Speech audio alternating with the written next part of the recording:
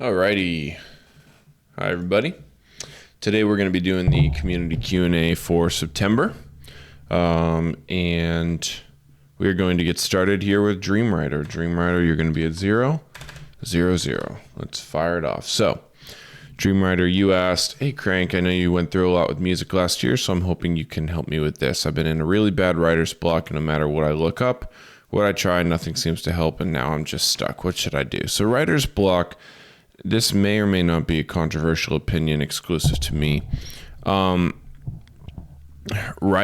a number of things that I believe can contribute to writer's block. I don't think that the majority of the things that contribute to, because I've heard your songs, I've seen, how you work. You have been here in my Patreon for a very, very long time. And because of that, I know that there's certain things that more than likely are not the case, such as organizational skills is a massive contributor to writer's block. For you, I believe it's probably something more towards inspiration. But beyond inspiration, also just what is fueling you in order to make music? Whenever you sit down at your desk, what is the driving force behind why you are sitting down and trying to make music that day? And that's a question that you have to answer. And whatever the answer is, it needs to be something different, right? And it needs to be something that's honest with yourself. Maybe it could be because you want to be, the next whatever producer, right? Because you want to start touring as a career, because you want, maybe some sort of just like status or achievement or accomplishment, or it could be none of those things. It could simply be, you want to just write cool music. You want to write the best melodic bass music that you've ever heard. Whatever it is, there's a number of different things that these could be. Whatever your reason for sitting down at the desk today is, the way that you get out of this, I would advise, is by changing that. So the reason you may sit down at the desk alternatively is because maybe you heard a song that was like really inspiring and you're like, shit, like I want to make something like that. And then in the process of making something like that, you completely deviate from it, end up with something else entirely, right? That's kind of how the creative process goes. None of us are actually creating truly original ideas for the most part. It's all just like culminations of our experiences and preferences sort of wrapped up all into one and then regurgitated into our own output, right? So it's like, for me, that's like, I like a lot of rap music, I like house music, I like stuff like that. So it's like the music that I'm making is a byproduct of those things, if that makes sense. So yeah, I mean, just maybe, think about why you're writing, and then try to change that answer as best as you can for quite a while. If for whatever reason that doesn't work, then maybe you should look at some of those other more practical things. If you're just stuck like getting an idea down in general, I guess another practice you could use is to not sure how you structure your sound design sessions, but you can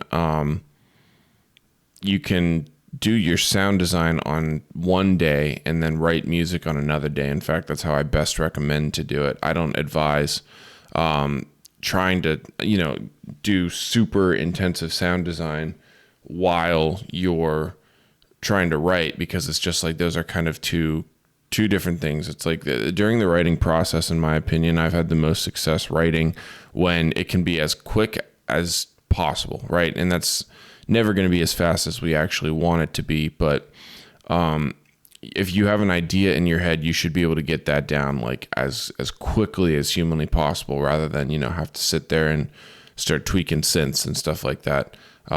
That takes a lot of time, and it's more efficient to just write and get the idea down, and then either go back and adjust the sounds later, or just have the sounds be done in the first place because you did sound design in an earlier session. So that's pretty much my best advice there. Another thing you can do is take some time away from producing and wait for inspiration to hit. Actively seek out inspiration sources in the meantime. So it's like, don't open Ableton try to abstain for like as long as you can. Maybe it's like a week or something. And in the meantime, maybe watch production videos on YouTube. Maybe just like start listening to music that's a little bit different than what you usually listen to, that you still enjoy, of course, right? And just see if something hits you. See if you hear something that just catches your ear and you're like, I want to start creating off of that thing that I just heard.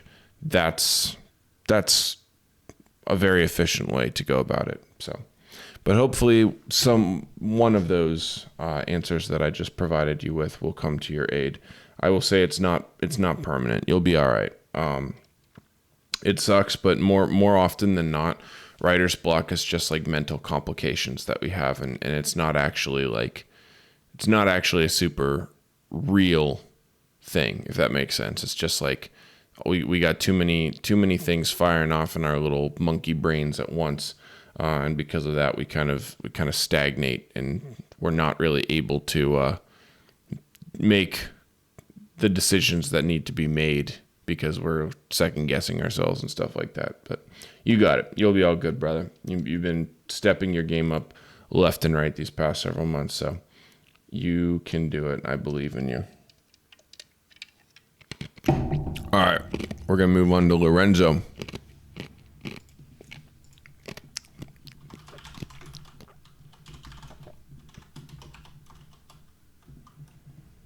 Oh, shit.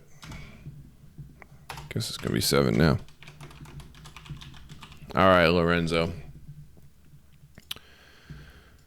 Your question is, hi, Coach. I want to ask you something a little different. I think it'll be interesting to listen to your artist story. Briefly, if you want to talk about what were the important points in your path that led you to becoming who you are today, like what was your approach? How did you organize the production sessions during the day? So a little bit of backstory for me. I started producing in 2012. It's now 2022, so I'm officially at a decade. And when I started producing, I was on FL Studio. I initially got I think it was like $49 version of FL that they offered at the time, and it didn't do all the things that I was needing it to. So I asked my parents as a Christmas gift if I could get the full version, which was I think like $99, and they got it for me, and that was by far the best. Probably not the most fun, because the most fun gift would have been the PlayStation I got the 1 year, but that was the best gift I've ever gotten for anything, obviously.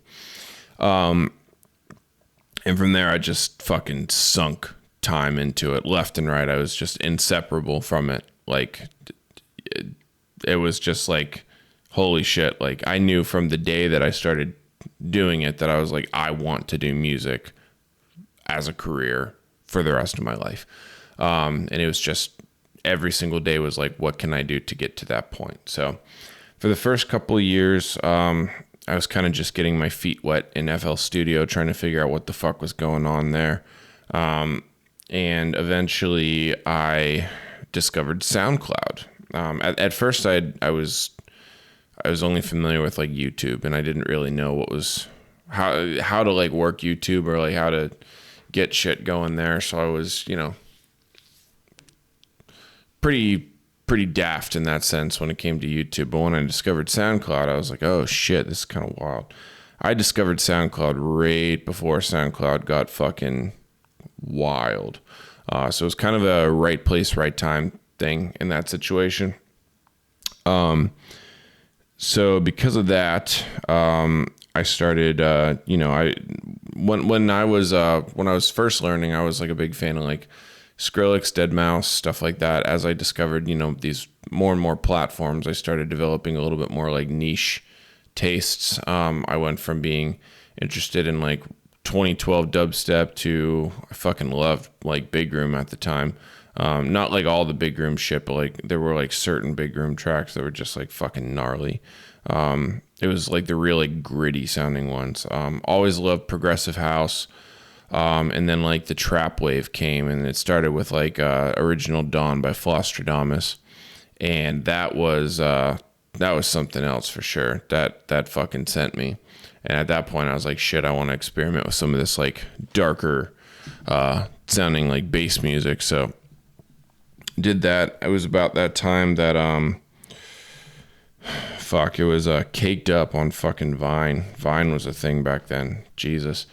So Vine, I mean, I'm not sure if you guys aren't familiar with Vine, but Vine was basically like, it was like what TikTok is now, except it was like short videos, only 6 seconds. And Caked Up would post like remixes of these, like they'd post like clips of these little remixes that they were doing. And they just, they kind of went absolutely bonkers on the platform. Like everybody fucked with them. They kind of blew up overnight in that sense. I'm not really sure what happened since then, but with that, I was just like very much like drawn into the idea of like doing remixes. It's like, holy shit, like not only like is this like achieving like results, but this is doing something that like I think is fucking sick. Like they're taking like popular music and, popular music that's kind of whack, if I'm being honest with you, and reformatting it to make it fucking crazy. That was very appealing to me. I was like, holy shit, this is something I can get behind. So I started doing remixes.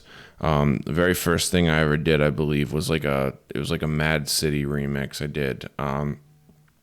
And I put it on SoundCloud. This was not the first thing. This is a misconception, or I misspoke in saying it's the first thing, but hear me out. It was the first thing that I did that actually gained any sort of traction. I think it got like 10,000 plays on SoundCloud. And I was like, whoa, like 10K, holy shit, man. And then it was a while before anything else I did like got anything close to that. And then after that, I started to try to like reach out to other people and just like communicate and try to like form some like friends that were like other producers and shit. So I reached out to who's still one of my boys to this day, Luke Av. And he had like this one song that I thought was fucking crazy, and I was like, hey bro, you want to work on something? You want to collab? And he's like, hell yeah. So we went back and forth like fucking 4 or 5 times trying to figure out something to work on. Eventually we got one. I don't even remember which one it was. But that was kind of the first instance that I had of like finding community, which was probably the most important thing in coming up for me, as you'll see why here momentarily. So with that, I kind of kept just like trying to do that more and more, and just like reach out to other people and discuss things, and eventually that led to the culmination of a like producing group, and I believe it was called like MMXVI or something like that. It was just like, I didn't name it. I don't remember who named it, but it was just like, it was like I would meet people that would know other people, and these other people would know other people, and eventually we just like formed like a Facebook group chat, and would just like, talk all the time, talk about like producing tactics, talk about like our plans to like upload music and shit like that. We'd like repost each other's shit to like help boost it and give it like a platform. And because of that, shit kind of started going crazy real fast for me. At that point I was kind of finding my groove with music. I should backtrack a little bit and state that my Mad City remix was complete ass, by the way. It was not very good. But I started finding my groove. My music was, it wasn't good. It wasn't professional grade, but it was at least like digestible in that sense. And then after that, some of my So my remixes were just getting, more and more traction. I had a remix of a big room song called Mayday that I did with another producer whose name was KXA. And that was the first track. He knew the somebody that worked at Trap Nation, and because of that, we got it posted on Trap Nation. And I was like, oh shit, that's fucking crazy. So that was kind of how I got my introduction to Trap Nation. And then a couple more remixes go by, and then comes the Trap Queen remix. And the Trap Queen remix was something I did in 2015. I did it in like April. And I graduated high school in like May, I think, of that year. So there had been, like 1 or 2 years prior to this that I was just kind of throwing shit on SoundCloud and wasn't really sure exactly what results were to come of it. But the Trap Queen remix was the first thing that I really started to see success with. I uploaded it, and it did above average numbers on the first day. And then as the original song kept growing and growing, my remix kept growing and growing more. And it was just like a very, very wild sight to see. I think it got like 10,000 streams the first day on SoundCloud.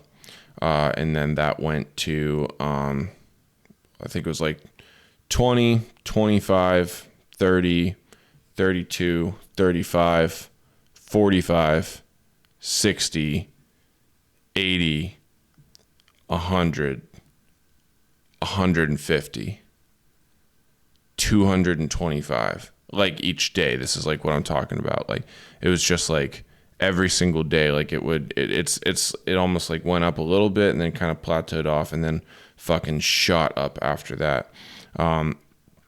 Very, very wild to see. It eventually found its way onto Vine and was starting to be used in just like people on Vine. I don't know if you guys remember again, but people would just post fucking videos of like a dude slam dunking a basketball and it would go like viral, but they would do it to like music. It was such like trivial shit. But they would use like my remix for that kind of a thing. It's very, very similar to the way that like TikTok and Reels kind of does shit now, like with that. It's kind of wild how it's like history repeats itself in that sense. But yeah, that's kind of that. And because of that, that's when I really started to just like have a name and be able to like grow off of that. So that was 2015. I did a couple more remixes that year, and then I entered 2016, which was 2016 was really the year that like Crankdat started to do some shit. That was the first year I went to college, and I just kind of like put my head down and I was like, I'm gonna fucking try to grind the shit out of this. So I did my goal was to do one remix every 2 weeks. So I would, with whatever free time I had, I would just try to pound out a remix and then I'd post it straight to SoundCloud. And that, created some crazy visibility because it was just like a reputation at that point. It was like, oh shit, Crankdat's going to come out with like some crazy ass remix in 2 weeks, like new music constantly. It's like people get bored of the last one and then they get the next one. So that was kind of that. Trying to think of what else pivotal I could say. And yeah, I got the opportunity to go on an Australia tour off of that. That was my first tour ever. I'm not even in the US. And then I signed to an agency in 2017. And that was when I started touring, and that's kind of just where everything like started from a professional standpoint. Everything prior to that was still just like hobby work, and then after that it was very professional and trying to break into the industry. And there's some points after that I could talk about on like a different video or something like that, but I won't bore you with that. But that's kind of like the introductory points. Those are how I got started, and those are like the tactics I used, and I firmly believe that they would still be quite applicable today. In fact, we're applying like very large majority of those things again today, as we're doing this tour to try to move the tour. So yeah, that's what I learned. That's what I did, and that's how it went. And that's about it. So hopefully that answers that question for you. The last thing that you asked was, how did you organize the production sessions during these days? So I was in high school and I started producing, and I would only, aside from like summer breaks and winter breaks and whatever, the only time I would have to produce was on weekends, because during the week I was doing all the school stuff, and then I had track practice after, so I'd wake up at 7 to go to school, get done at school at 3, and then go to track practice from 3 till 7, and then homework from 7 to 10. So I had no time during the week to do any sort of producing, so I would only do it on weekends. When I had the weekend time available, most of the time that was Sunday, because we had track meets on Saturday, and those would last all day too. So it was very, very frustrating to try to find that time and navigate it. College was even worse. It's ultimately why I ended up dropping out, because it was a fucking shit show, and it was right as I was trying to like ramp into it professionally. But how did I organize the production sessions during those days? That's pretty much it. Weekends, whatever free time I had, I was doing that to the best ability that I could, trying to learn, trying to just figure it out, and do whatever it took to make it work. So, but yeah, that's mostly my story. So hopefully that answers that for you. I appreciate you asking about that. Let us go to, I'm unfamiliar with how to pronounce your name, brother. I apologize. Mheir, maybe? 21, we'll call it 22. All right. And your question is, let's wait another 9 seconds here. 4, 3, 2, 1. All right. Hey, Coach, I'm going to graduate high school this year, and honestly, I'm not super sure what to do. I really enjoy making music, and I made a lot of progress over the almost 2 years I've been doing it now, but I'm scared to fully commit to something as difficult and risky as production. So I wanted to ask a very well-established producer like you what it was like for you at around this time in your life, and if you have any tips or recommendations for me. So I would actually encourage you to go back and listen to what I just answered for Lorenzo as well, just because that might give you a little insight. I'll, of course, answer your question, but what he asked, I believe, might be very pertinent to you, too, because I very much mapped out exactly what I did. His was more about like my come-up story. What I'm going to answer for you is a little bit more specific, but I answered exactly what my path was during the days that you are in right now. Also, how do you get better? Okay, so we'll answer one and then we'll answer the other. So yeah, when I was in your shoes, like I just finished telling Lorenzo, I was only really able to produce on weekends. I did not really have much free time during the week when I was in high school, just because I was in a lot of intensive shit. And I, at the same time though, like from the day that I opened FL Studio and started producing, I knew that it was like what I wanted to do professionally. So I was determined to make it work, like pretty much however I could. Tips or recommendations as far as that goes, it's pretty much, doing whatever you can to make it work. I will say this. Here's the thing. You got to really ask yourself like why you're in it and why you are in it and what you want out of it. Because a lot of the time, especially like nowadays, there's so many producers out there, right? It's crazy. It's just like the floodgates have been opened and there's so many people that are able to access this shit and do it. I thought that was the case when I started. And now it's like tenfold. It's just insane. So it's like, ask yourself why you're in it, why you want to do it, and then make your decisions from there. Because if at the end of the day, you're not in this because you like it's very much a grind.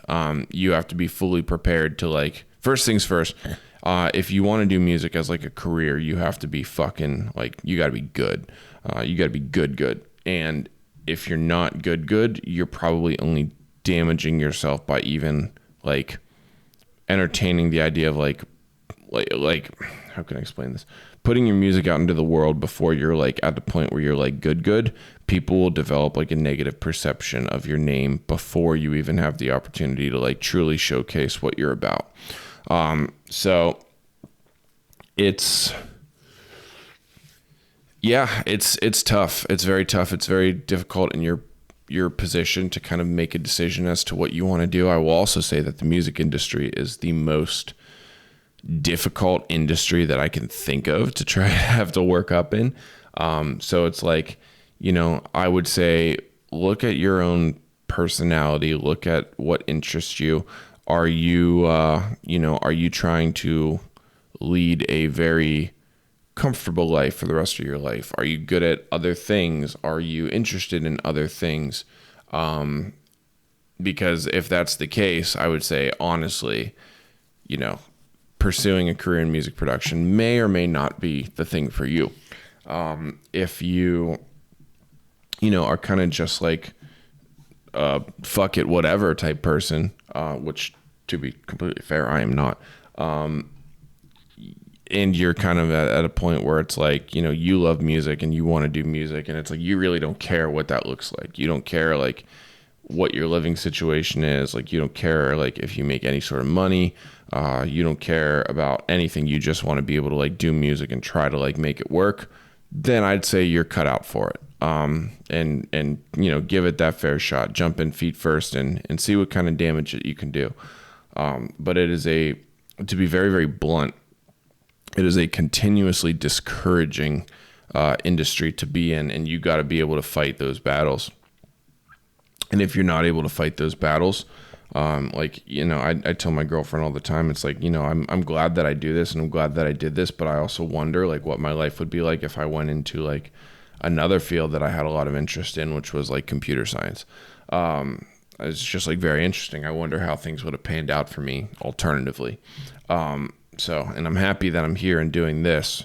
For now, that might not be the case in 10 years, because the music industry is a hard job to stay afloat in. But so yeah, I hope that kind of answered your question. My tips and recommendations are probably not exactly like what you were looking for. You're probably looking for like things to do in order to like make it. But I think it's a lot more important to be self-reflective and kind of figure out, is this something that is really, really worthwhile for me? Because you got to be able to get your back against the wall and keep your head down for a very, very long time. You got to be able to endure the storm longer than everyone else, and that's not always glamorous. That can be tricky. So the other thing that I can say though is that you don't have to just full on commit to producing music. You can do multiple things. Say for example, if you're coming out of high school, you're gonna to potentially be going into college or maybe another area of the workforce. You can do both. How you manage your time is difficult. And there are sacrifices that are necessary to be made in order to do that properly. But you can do it. You can manage your time to where you can either, work a job out of high school, or you can go to college out of high school and still work on music adequately to the point where you can create, growth in your experience as well as growth in a project. It's possible. It's very much possible. Tricky, but you can do it. And with that, that's my best advice is, kind of just like, I wouldn't go all in on production. I would, keep doing the things that you're doing and continue on that path while continuing to foster your production skills and musical project. And then if you ever get it to a point where you feel like it's the right move and you want to jump in feet first with music, then, at that point you can go for it. But in the meantime, there's no shame in a backup plan. I know a lot of people are like, oh, jump in feet first. Like, you got to really fucking want it. You got to really want to pursue this shit.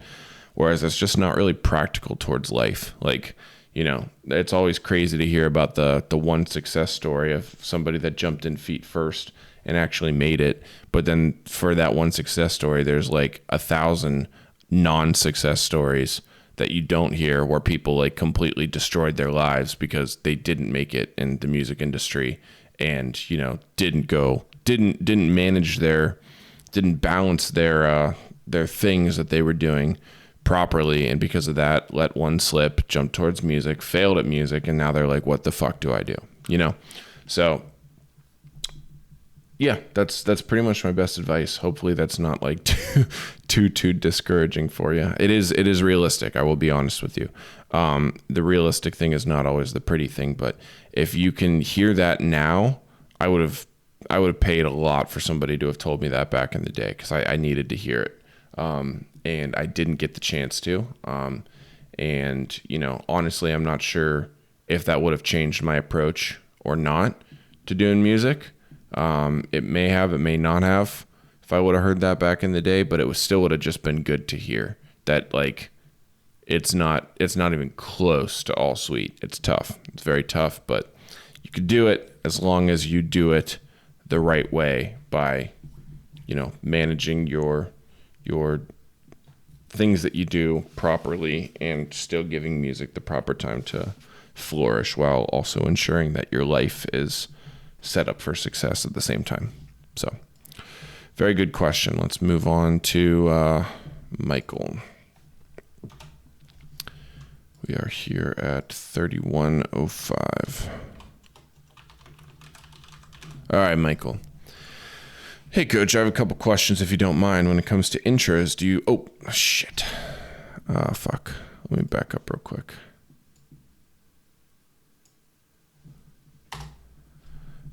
I need to answer the second part of your question. I apologize. Second part of your question, let me put a fucking stamp in that real quick. We'll go 31:30.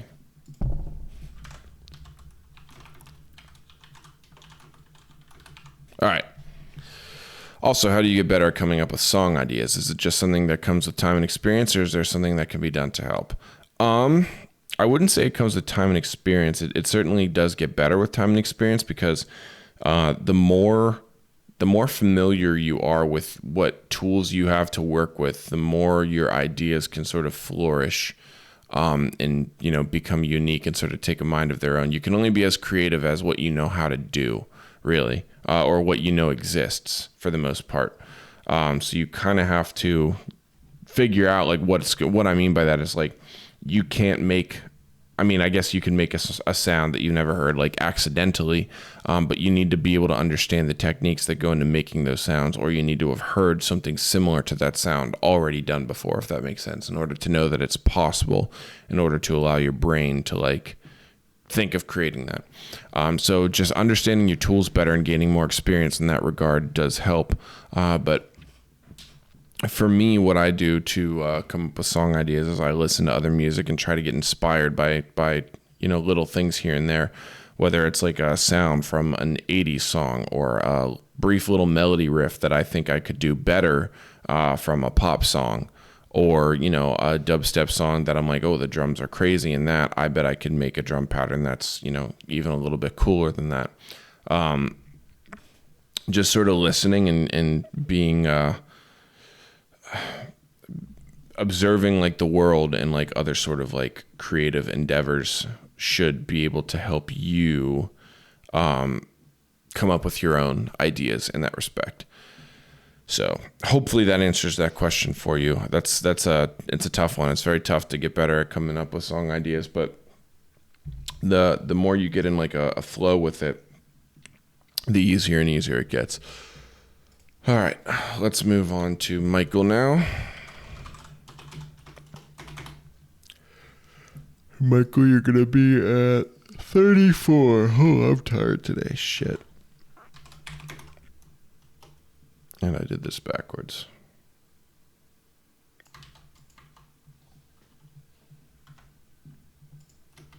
All right, Michael. Your question is, hey, Coach, I have a couple questions if you don't mind. When it comes to intros, do you sidechain everything like you would during the drop, or do you pick and choose which instruments to sidechain? The reason why I'm asking is if I use a piano in the intros, and the intro and sidechain it, I completely lose the attack, and the piano sounds dull and distant. During build-ups, do you sidechain everything as well, or do you pick and choose? When the kick pattern starts speeding up, the sidechain tends to make it very hard to hear instruments / risers, which makes my builds very drum heavy. Lastly, how do you pan your cymbals during your drops? Got it. Okay. Start with the first one. Do I sidechain everything in the intros? That very much depends. There's two different kinds of so you can have drums in your intros, and the decision as to I'm sorry. Big yelling just snuck up on me. The decision. Oh, another one. You gotta be kidding me. Sorry.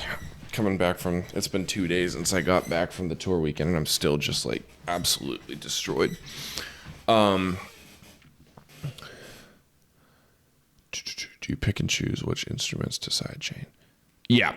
So there's two ways you can do it. You can either have your drums in the intro and not sidechain them, and that sort of has what I would call a soft drum effect. You want the drums then to be not super punchy, just sort of soft, maybe on breakdowns or something, you'd have a very soft trap drum section, where the goal isn't for them to punch through the mix because they're not driving the rhythm forward. They're more so just an accessory, a very sort of background, almost they're there and you can hear that they're there, but it's not they're super fucking heavy and intense, if that makes sense.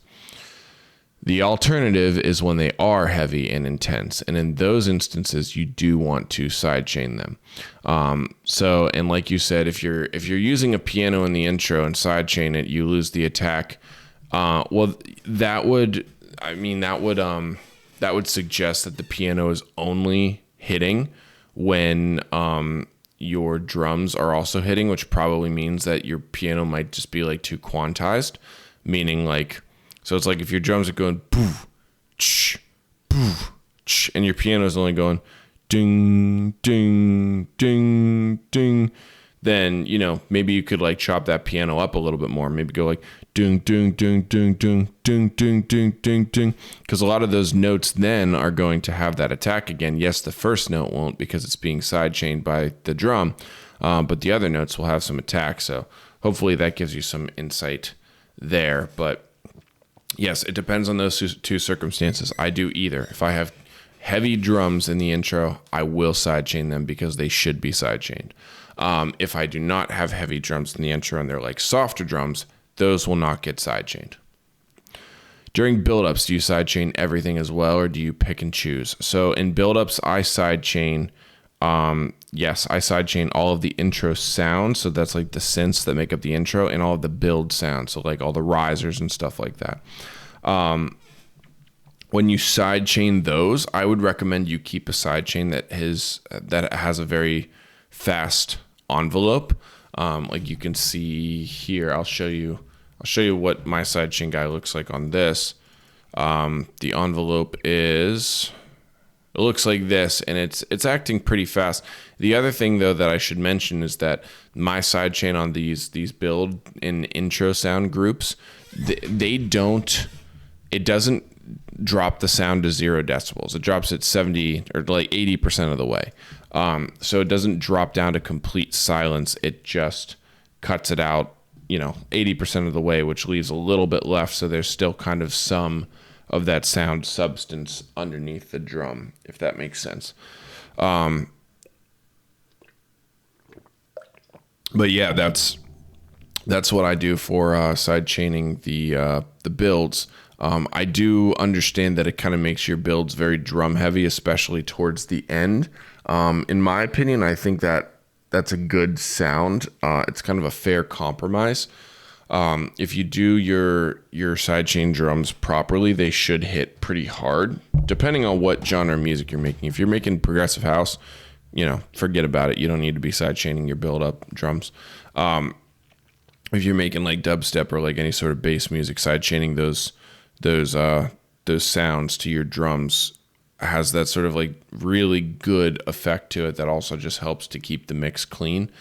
And yes, I understand that it does kind of roll off some of the sounds towards the end, but if you have a fast enough envelope and your drums aren't too fat, I would keep your build drums rather tight. So it's not have a kick drum that goes doof, have a kick drum that goes doof, like very fast drums, if that makes sense.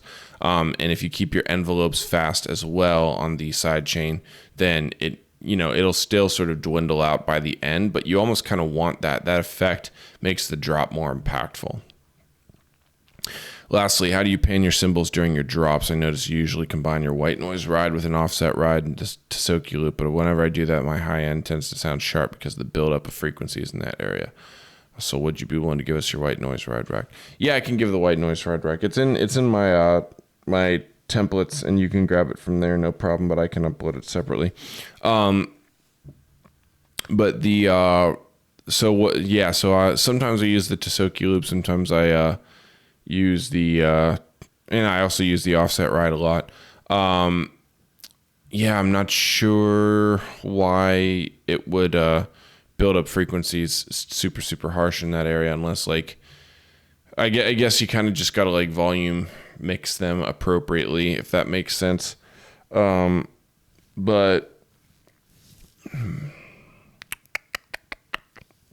I don't really pan them, to be honest with you. I kind of just leave them all centered, make sure that the white noise ride has some stereo on it, and then just like volume mix them appropriately, and it usually sounds pretty good. Sounds pretty clean for the most part.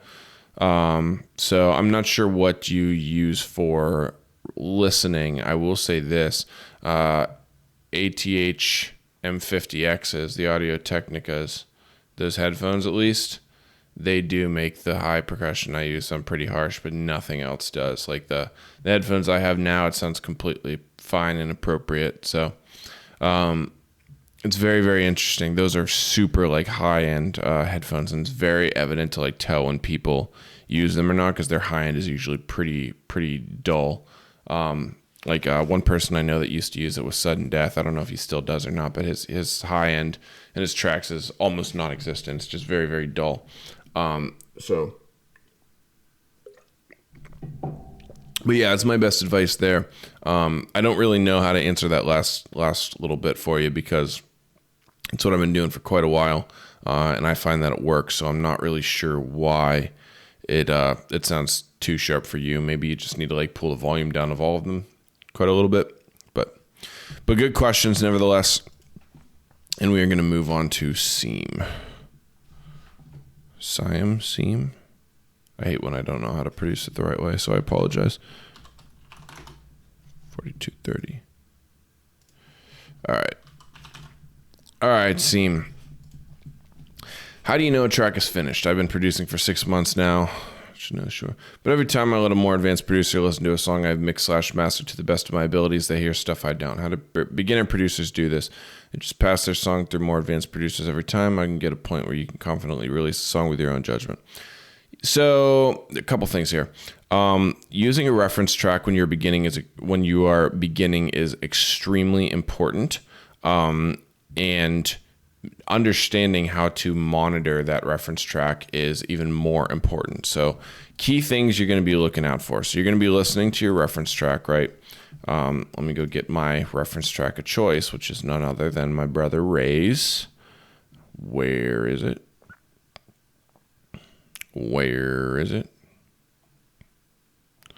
I can't find it. Laser beam. Come on. No. There we go. Okay. So understanding how to read your reference track is the most important skill you can have. So let me show you. So these tools are on my Patreon. This is my Easy Master Monitor. Oops. And this tool has two different things that you can use to really figure out what's going on here. So first things first, let's go to the drop. So the drop's right here. Cut all this shit out. And what I want to look for is these two things. I want to see the loudness.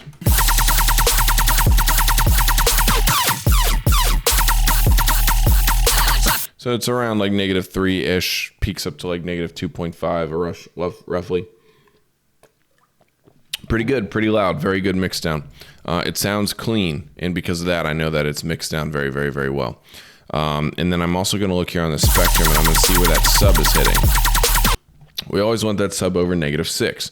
I can see that that's clear right there. Right there. Not when the kick drum hits, but when just the sub is like idle. We want that sub over -6. Okay. So those are the two things that you should be able to monitor on your reference track, as well as just like hearing what's going on in the reference track, you know, sort of comparing your frequencies. Does your track sound significantly harsher? Is it significantly more dull? Is it blown out in comparison, meaning like your kick drum is overly distorted, whereas, for example, here in this one, his kick is very, very clean. Also, as well as, does your track phase like fucking crazy when you switch it to mono? So I have a hotkey on my keyboard to switch on my mono switch right here, which is all the way down here. So I'm going to do that, and I'm going to listen real quick. Still, I can hear a lot of those main elements, even though I converted it to mono. Make sure the same is applicable for your track. And all of this is very easy to say, but it's a lot more difficult to execute, especially if you don't have something good to listen to your music on. And that looks like a really good pair of like studio monitors that are in a properly treated room, which is a bitch, and that's why I don't do it, or a really strong pair of headphones. If you use a pair of headphones that is very biased and doesn't have a very flat frequency response, you are going to have a hell of a time trying to figure out how to get, you know, how to properly use reference tracks, and also how to get your tracks to sound good. It's very, very important to have something good to listen on.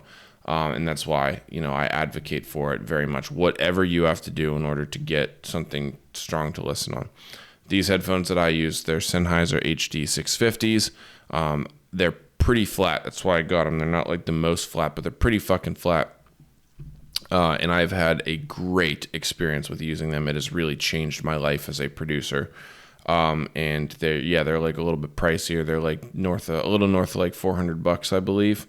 Whatever you got to do to be able to fucking get them. I don't know what you're using right now, but my guess is if you've been producing for 6 months, you probably don't have something like super, super adequate when it comes to like a listening back tool. Whatever it takes to get it, because it will change the game for you, and it will help being able to hear these things and develop your ear a lot more efficient. All right, we're going to move on to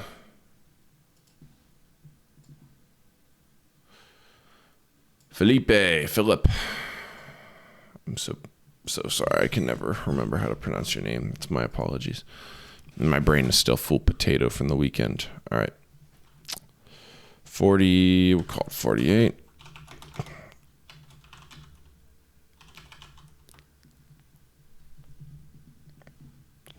believe it's Philip. I think that's correct. All right. Hello, Coach. First off, congrats on your tour. This is insane. I truly believe you'll be famous if you keep working as hard as you do. Thank you. I appreciate it. Here's a question. To mix loud and have the best audio quality without killing my ears, should I max out the volume on my computer and lower the volume on my headset, or should I max out the volume on my headset and play around the volume on your computer? I Googled this before and asking, it seems like maxing out the volume on my computer and then just adjusting the volume on my headset is the way to go. By doing this, I now hear some artifacts for some reason. So yeah, that's very interesting. I'm not sure if you have a audio interface or not, but if you use an audio interface, I would strongly recommend getting one. And with your audio interface, you know, my computer volume is always set to 100, and then I have knobs on the audio interface that determine how loud it actually comes out of my headphones. So I would strongly recommend that, also because like a lot of sound cards that are just default built into computers are complete shit. So you might be hearing artifacts because of that. It's probably going to change your life to actually get a dedicated sound card. And it'll sound quite a bit different. It'll also make it a lot easier, because you do not want to kill your ears with that for sure. You do not want to have to constantly crank it to 100% volume and have to endure that. That's not good for listening. In fact, I would even argue that quieter listening is more important than loud listening. But yeah, that's my best advice there is, and you can get them for pretty cheap too. Like, let me see.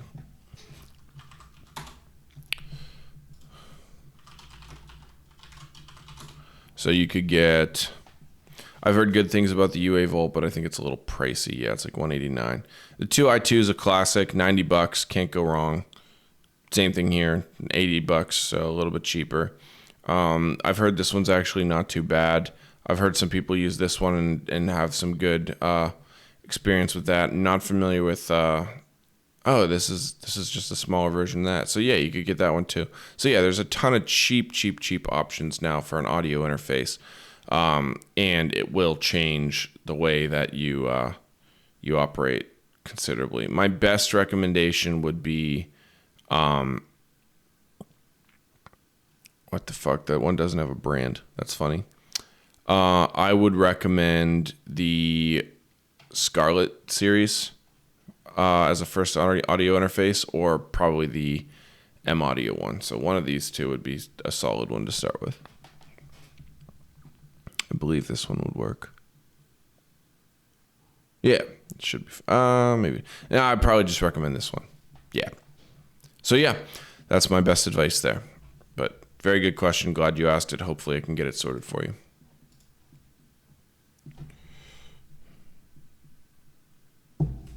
All right. Let's move down to 5115.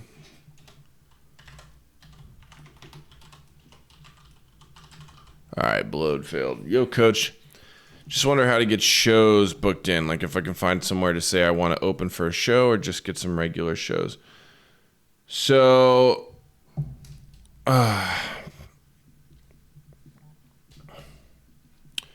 this is tough. So getting booked for shows. So the best way to go about it is, I would say, like if you're trying to, if you're trying to find somewhere you want to open for a show, that's usually a little bit more difficult because you're going to go to these people and you're going to say, hey, I want to open a show for you. And they're going to say, well, why should we book you when we could book our guy that we regularly book that actually sells tickets here locally. And your answer might be, well, I produce my own music and, it's pretty decent. But then if they listen to it and they don't like it, that's when it gets, tough and probably won't work out in your favor. The best way that you could start regularly playing shows, I would say, is to develop a relationship with a local promoter. Anybody that's in your area that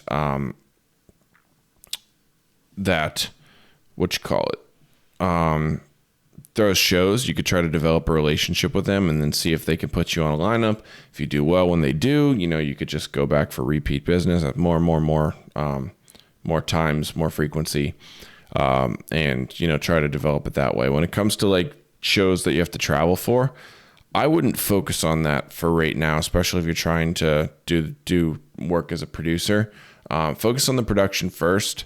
Shows will come when there's demand for you to play shows. The market is never wrong. If people want you to be playing shows because you have a strong presence, you're going to get booking offers. If people don't and you kind of have to force yourself into that position, it's better to just wait until they do, if that makes sense. That is my best recommendation there. I'm going to move on. Let's go down to Antihero. Antihero 5353. Or 5330, right? Yeah. All right, Antihero. Hey, coach, good old question, but still curious what your definition of it. How to finish a song. Come up with dope ideas, but never finish them because it sounds weird. So coming up with finishing a song, in my opinion, is actually more of a factor of discipline than creativity. If you can write a song from the intro all the way to the drop, there's pretty much no reason why you shouldn't be able to finish it, aside from if you're just like, if you're stuck for whatever reason. If you're stuck, it's more than likely an organizational issue. Within your project file, you're not quite sure where to put the next thing, and because of that, you kind of enter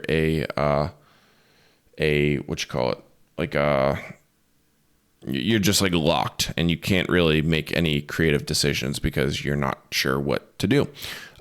So when I say it's more of a situation of discipline, organizing your project properly, and then, going in and figuring out how to continue the structure, because all your pieces are there, right?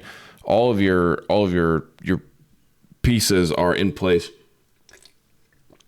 You just have to figure out how to manipulate it and make a variation of it in order to actually get the song to the finish line. So it's like you already have your drop. You just need to make a second drop. How can you creatively come up with a slightly different second drop? A slightly different sound, slightly different rhythm, whatever it may be. You already have your intro.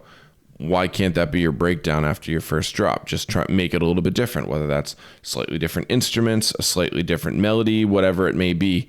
Those are the things that, like I said, it's more so just about discipline than it is, actually needing like the creative idea there. If you get to a point, if you're at a point where you're like only making drops and you need to make intros off of that, it's a little bit trickier. That is, you need to find the creativity there to be able to do that. I always say that it's easier to write from the intro to the drop, because whatever elements you create in the intro, your brain is naturally going to try to make a drop that fits with them. But if that's not the case for you, what you can do is you could just, take your drop, put it on the shelf, start writing an intro in the same key, write a couple intros in the same key, and then figure out which one of those intros the drop goes best with, and then you can try to work that drop into that project file that you did the intro. So that's my best advice there. Very good question. Thank you for asking. We're going to move on to Chris, 5630. All right, Chris. Crank was curious to see if you could go over how to make super trappy sounding leads in SIEM and what your go-to methods are when producing that genre. So I apologize. I asked you what you mean by the trappy sounding leads, but I didn't give you too much of a I fucked up. I didn't give you too much of a time to respond, so hopefully I can nail it without actually knowing what exactly you would define those as. So super trappy sounding leads in SIEM, it just depends. So usually the thing with trappy sounding leads is that trying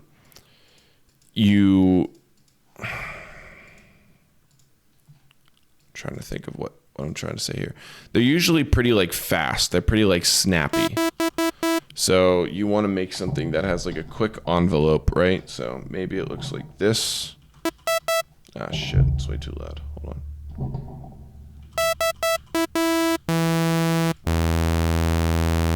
A super fast envelope here.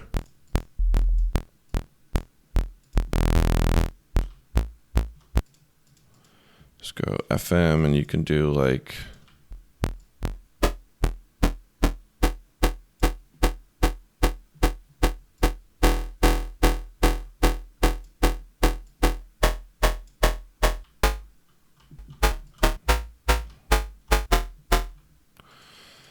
From here, we can kind of fuck with the unison a little bit, see if we want to get a little...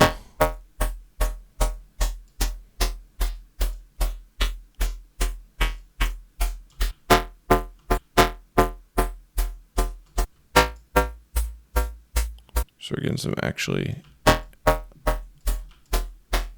interesting phase response out of that.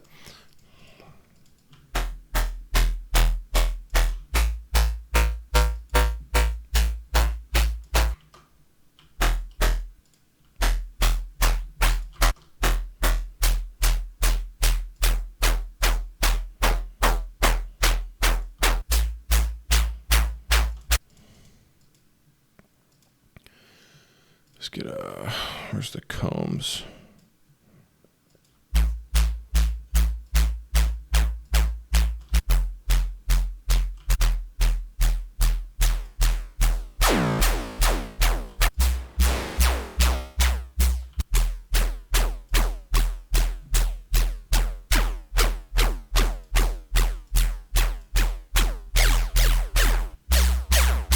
I don't like that unison.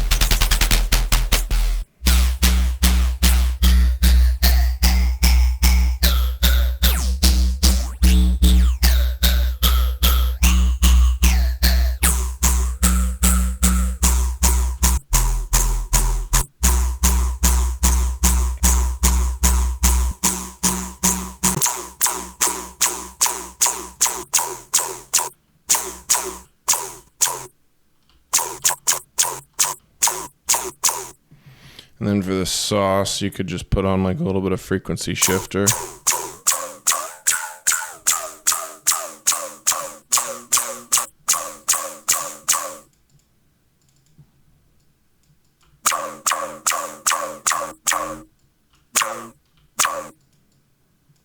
Get a little bit of EQ here.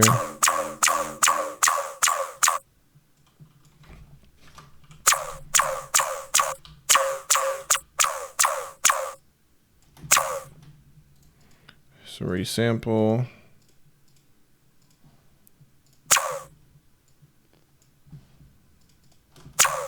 And then from here you can go.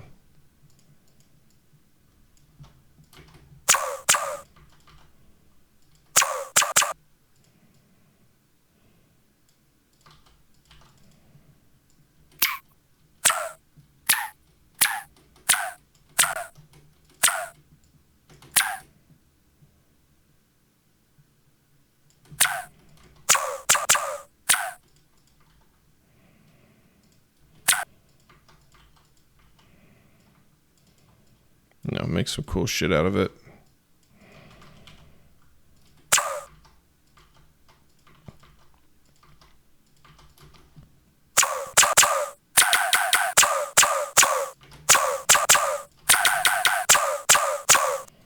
Right, and then from there, you know the drill, 808s and all that fun shit. Nah, I'm not gonna fuck with that. But yeah, that's kind of like what I would do is just keep those attack times tight. Yeah. Little trappy sounds. And then hit that resample and make your little melody. Yep. That's all I got for you, man. Alrighty. Great questions for you guys this time around. I appreciate it a lot. And I will see you next month. Or for the demo review day in just a little bit. All right. Peace, guys.